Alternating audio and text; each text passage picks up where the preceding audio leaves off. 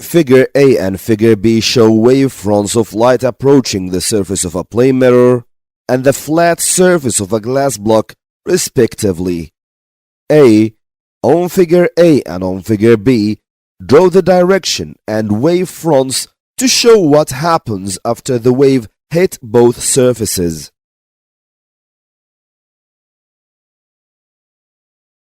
Let's start with Figure A. This light ray is falling on the surface of a plane mirror. The line with the arrow shows the wave direction, and the equally spaced parallel lines, these are the wavefronts. When light ray falls on a plane mirror, it will reflect. So, let's make reflection for this. The first thing is to draw the normal, which is a line that is perpendicular to the reflecting surface, which is the surface of the plane mirror. This line must be at the point of intersection between the direction of the light wave and the plane mirror. For accuracy, you can measure the angle of incidence and make an angle of reflection, then draw the reflected ray.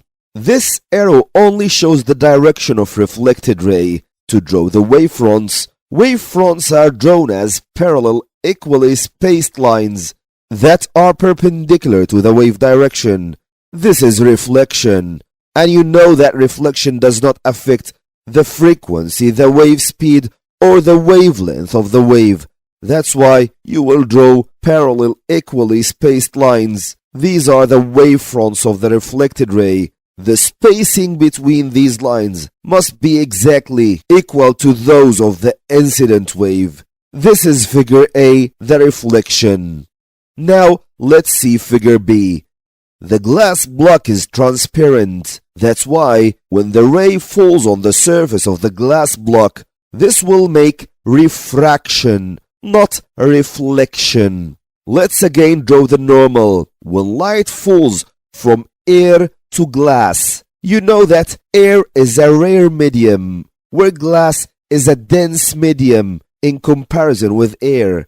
When light comes from rare to dense, it will break towards the normal. To draw this, we must imagine first if this wave continues with no breaking. And now, we will break it towards the normal. This is the direction of our new wave.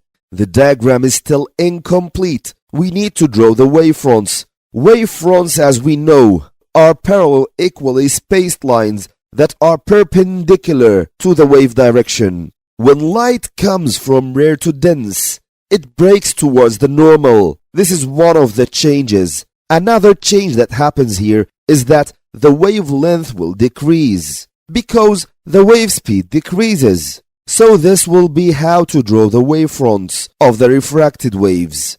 They will be with smaller spacing than the incident wave. This is Figure B, refraction from rare to dense.